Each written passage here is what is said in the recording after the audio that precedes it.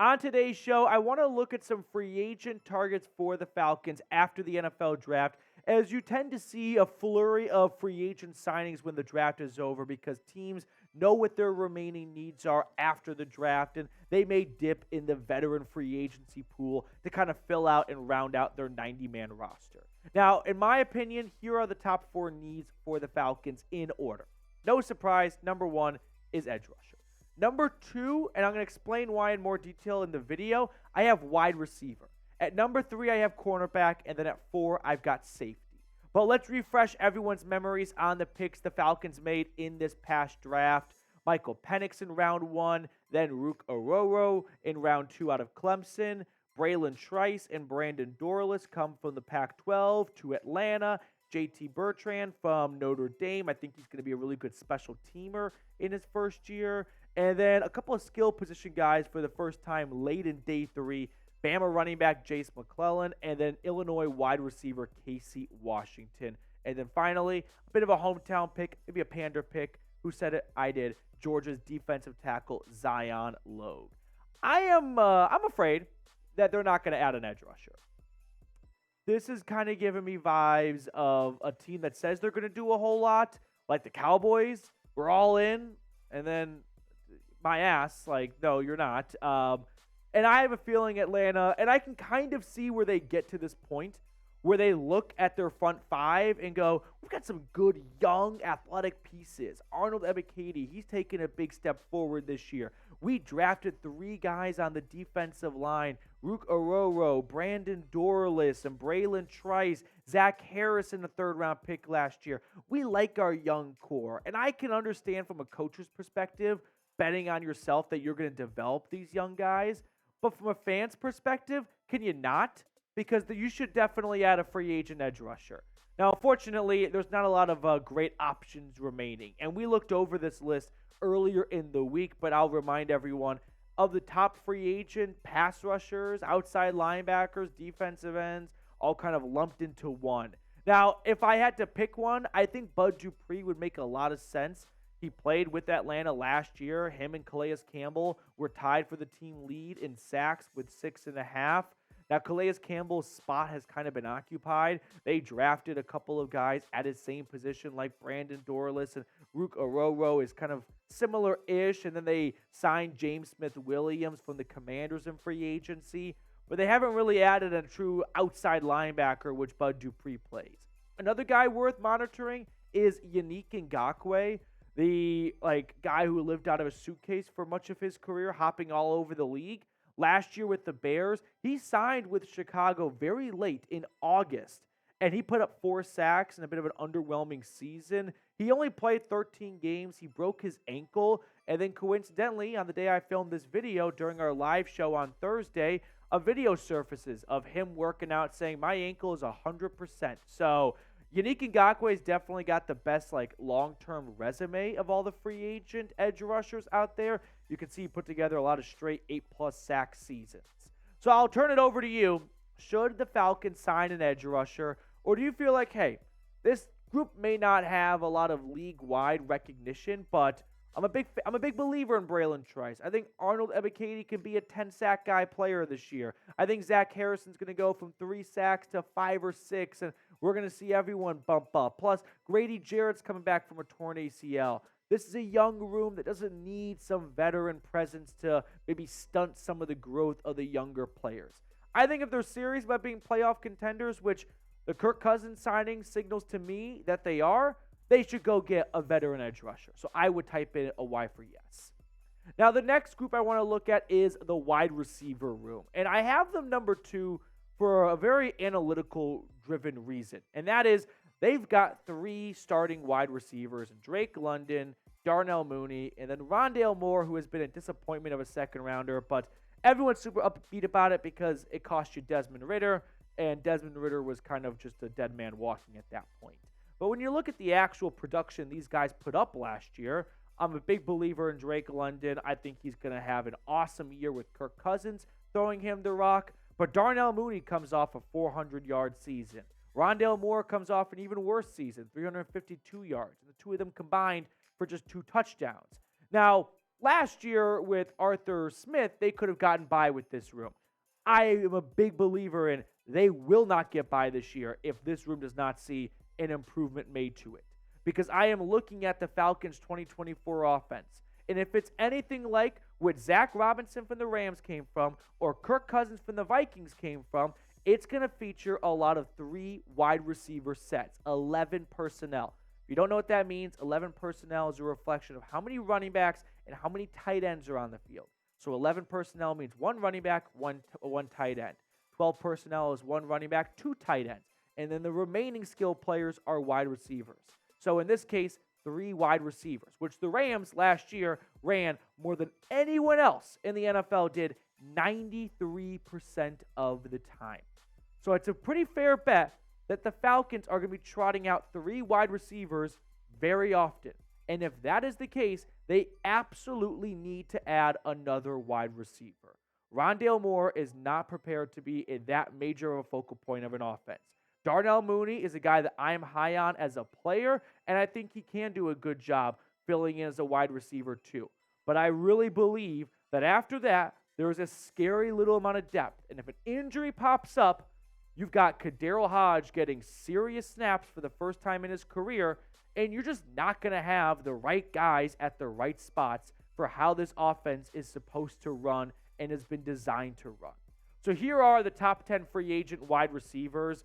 I'm filming this on Thursday. Maybe like Tyler Boyd gets signed by the time you're watching this, but if anyone else gets signed, just roll with the punches.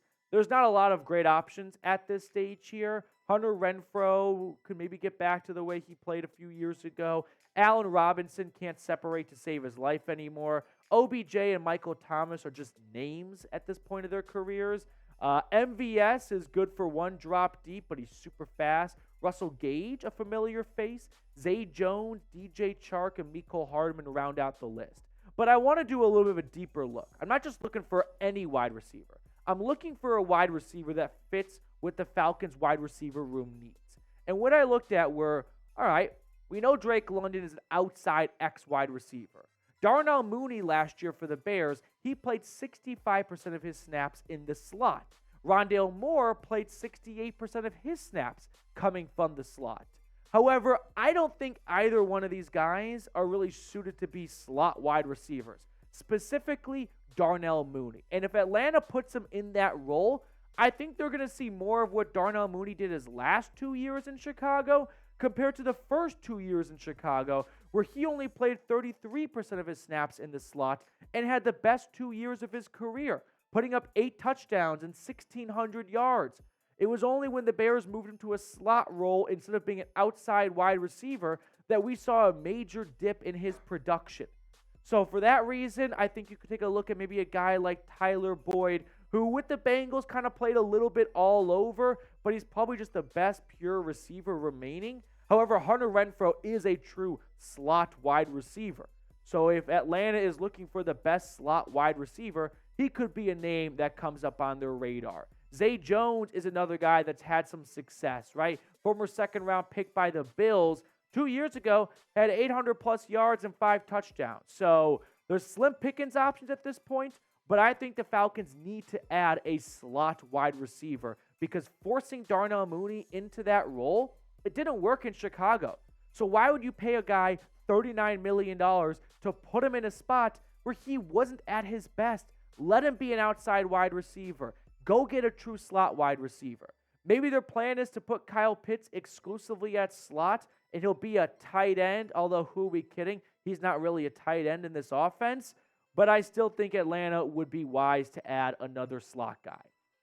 Now, before we go to the next positional need for the Falcons, Michael Penix jerseys and Kirk Cousins jerseys are available with our friends over at Fanatics. So if you want to get a Cousins jersey, go to chatsports.com/Cousins. Or if you want to get a Michael Penix jersey, go to chatsports.com/Penix. As soon as Michael Penix's number is announced, even if you order the jersey today, Fanatics will ship that jersey out to you with the correct number put on the back. So get yourself a brand new Atlanta Falcons jersey today. I put both of those links in the comments and description of today's video. Now let's look at the third positional need for the Falcons remaining, and that is cornerback in my eyes. They signed veterans Antonio Hamilton and Kevin King leading up to the draft, which I said at the time, this could be a sign as to how they may not go corner in the draft. And sure enough, they did not take a cornerback in the draft, but there are some question marks opposite of A.J. Terrell, who, by the way, himself is in a contract year. But at this point, you're not looking for a long-term corner. You're looking for a Band-Aid for 2024. If you don't think Clark Phillips or D. Alford or Mike Hughes or anyone else is up for the job of being an every-down starter opposite of Terrell. So here are some of the best free agent corners left. There are some good names like Xavien Howard, Xavien Howard, Stephon Gilmore. Those are two good corners from last year. J.C. Jackson got paid and then kind of just disappeared. Adoree Jackson, former first-round pick, if I remember correctly, he stunk it up last year with the Giants, but he's had some good seasons in his career. Cam Sutton from Tennessee went to Pittsburgh and then went to the Lions. Good with the Steelers, not so good with the Lions. Maybe if he comes back closer to home in the Southeast, he could kind of get back to his old ways with the Pittsburgh Steelers. Patrick Peterson served as a overall DB for the Steelers last year at corner and safety, so some versatility as he gets towards the end of his career. Steven Nelson was really good last year with the Texans. I'm not really sure why he's still a free agent. And then Ahkello Witherspoon, who we'll look at closer, has a Raheem Morris connection. But the best of the bunch in my eyes is probably either Xavien Howard or Stephon Gilmore. More likely Gilmore than Howard, although Howard did have that incredible, which I don't know how we don't talk about it more, 10 interception season back in 2020. But Gilmore, the last few years, I think is still playing at a very high level despite Father Time knocking on the door. I mean, a season ago for the Cowboys, Stephon Diggs goes down mid-year with a torn ACL in practice. Gilmore becomes their CB1, and he puts up really solid numbers. 13 pass breakups, 2 interceptions, and 1 forced fumble. But Ahkello Witherspoon may be the cheaper option of all three guys, and he's got some familiarity with Morris and Jimmy Lake. Started 17 games last year for LA, career high in interceptions and pass breakups. So I know the Falcons have already made some veteran additions to the cornerback room, but if their plan was to make a splash in the draft and no cornerback they really loved fell to them when they were on the clock, maybe Morris circles back on a familiar face. Now, before we get to the next free agent list of targets for the Falcons, make sure to subscribe because you do not want to miss me embarrassing myself. We'll be doing our Dallas Turner punishment episode in a few short weeks here. So hit the sub button down below. That way you can tune in for what's going to be some of the best YouTube content since, like, Charlie bit my finger probably. Now, let's look at the safety spot here because this is fourth on my list because I know the fan base wants to see another addition opposite of Jesse Bates. But you don't see teams spend big on safeties. Like, usually you see them get one good safety, but not get two expensive safeties. And I think Atlanta is much more content with DeMarco Hellams and Richie Grant than maybe your average fan would think they are. But it is worth noting that last year with the Rams, when Raheem Morris was in charge of the defense, they had a lot of safeties on the field, right? Jordan Fuller played 93% of the snaps. Russ Yeast played 70%. John Johnson played 45%. Quentin Lake played 40%. You had 4 guys playing nearly half of the snaps, if not more. So Atlanta could be looking to trot out a lot of 3 safety looks, and that may mean adding an extra safety.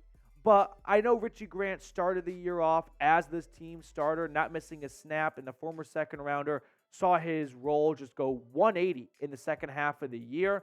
But I think Raheem Morris is much more upbeat about Grant than the previous coaching regime was. Morris said, "I told Richie when I got here that I was wrong on him. I didn't think he was as good as a player as he is. And he's played really well and does some good things, tackles strong. I was in another place, obviously, when I evaluated him. But he's shown me a lot of really good things on tape." So if Atlanta is looking to make an addition at the safety room, although you can kind of see by now why I have them at the 4th spot on the pecking order because I think the Falcons like Bates, Hellams, and Grant. Here are some notable free agent safeties. Maybe the Falcons like Grant and Hellams, but if Jamal Adams or Justin Simmons, Eddie Jackson, or Quandre Diggs kind of cut their price in half, Well, maybe when Atlanta was talking to one of these guys back in March or April, they liked him, but not to the tune of, say, like $10 million. But fast forward to May, June, July, August, and if these guys call Atlanta back and go, I'll play on a 1-year, $5 million contract, the Falcons go, yeah, we like Grant and Helms, but we sure like Simmons or Jackson a whole lot more for $5 million. Now, if I had to pick one of these guys to keep an eye on, it's got to be Adoree Jackson, right? The Atlanta Falcons Director of Player Personnel, Assistant GM, Ryan Pace, who was the Bears GM for a handful of years, is now in Atlanta, where we've seen a lot of former Bears come down to play. And Adoree Jackson could be someone that catches Atlanta's eyes because he did play so well to begin his career. 10 interceptions, 3 touchdowns, 26 pass breakups. He was truly one of the best safeties in football. And then, unfortunately, kind of fell off a cliff, suffered some injuries. But he played very well, I thought, the last 2 years for the Bears. And I still think he is a starting safety in this league, just not for what the Bears were paying him to be. But maybe the Falcons can give him an offer where he goes, yeah, I'll take a big pay cut, reunite with some familiar faces like Eddie Goldman and Ryan Pace, and I'll come down to Atlanta and join a 3-safety trio with Jesse Bates, Helms, and Grant. So who do you want the Falcons to sign? Give me a name in the comment section below of the 40 guys we just talked about. Could it be one of them? Could it be someone I left off the list? Drop a name for me in the comment section. And make sure to subscribe as well. If you enjoy our free content, hit the sub button. Really helps the channel grow, of course. And the more subscribers we get here at Chat Sports, well, the more studio space I can get to give you guys content.